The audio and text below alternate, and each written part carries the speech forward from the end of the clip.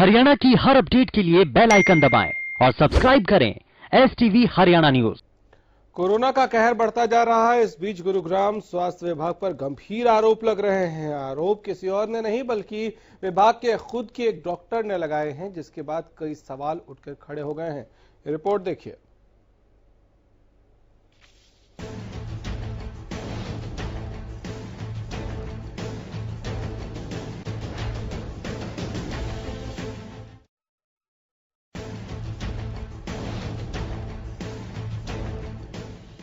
गुरुग्राम में पिछले 3 दिनों में कोरोना वायरस से संक्रमित 4 मरीजों की मौत का मामला सामने आने के बाद कई तरह के सवाल खड़े हो गए हैं। बताया जा रहा है कि इसमें 3 लोगों की मौत के बाद रिपोर्ट कोरोना पॉजिटिव आई है, जिसके बाद स्वास्थ्य विभाग में हड़कंप मच गया। इस बात का खुलासा तब हुआ जब 3 डेड बॉडी पोस्टमार्टम के लिए गुरुग्राम अस्पताल में लाई गई।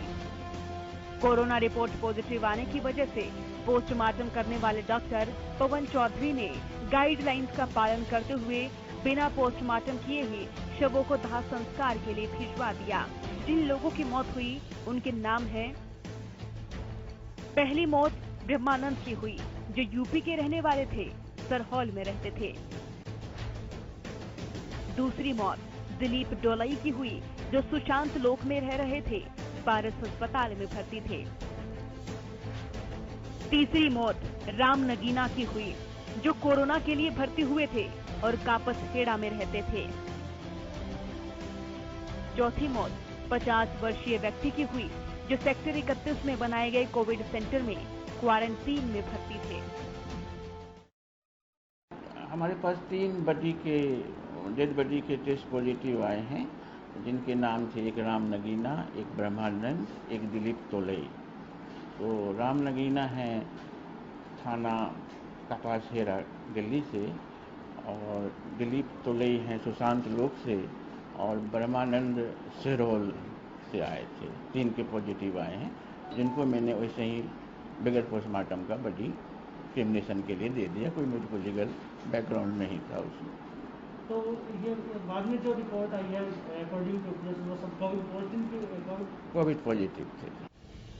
एक और पोस्टमार्टम करने वाले डॉक्टर कह रहे हैं कि कोविड रिपोर्ट पॉजिटिव होने की वजह से पोस्टमार्टम नहीं किया गया, जबकि गुरुग्राम के CMO इस बात से साफ इनकार कर रहे हैं। गुरुग्राम के chief medical officer JS Punia की माने तो आज तक गुरुग्राम में किसी भी कोरोना संक्रमित पॉजिटिव मरीज की मौत ही नहीं हुई है।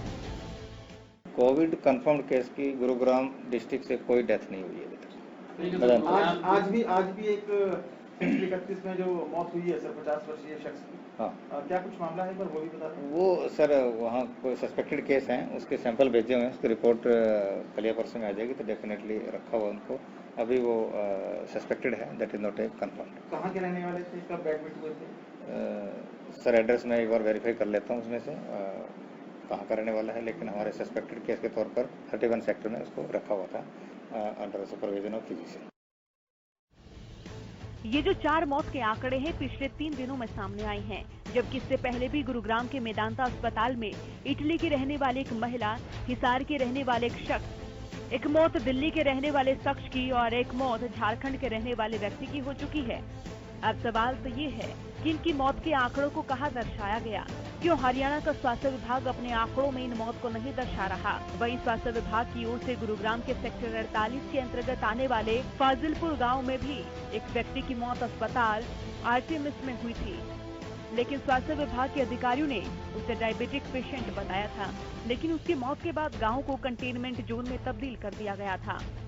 इसीलिए सवाल ये उठ रहा है कि क्या कोरोना से हुई मौत के आंकड़ों में गुरुग्राम स्वास्थ्य विभाग घालमेल कर रहा है, या फिर बदनामी से बचने के लिए गुरुग्राम स्वास्थ्य विभाग इन आंकड़ों को सामने लाने से बचना चाहता है। सवाल इसीलिए भी उठ रहे हैं क्योंकि CMO और पोस्टमार्टम करने वाले डॉक्टर के बयान में विरोधाभास है।